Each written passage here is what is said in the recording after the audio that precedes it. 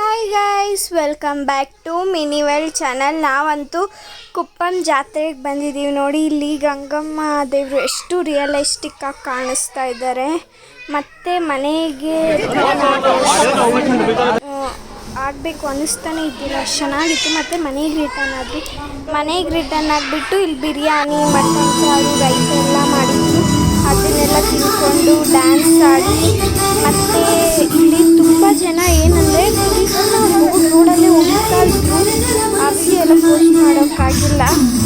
ನೋಡಿ, ನನ್ನ ಡ್ಯಾನ್ಸ್ ಆಡ್ತೀನಿ. ಈ ವಿಡಿಯೋನ ನಮ್ಮ ಶೂಟ್ ಮಾಡ್ತಾರೆ.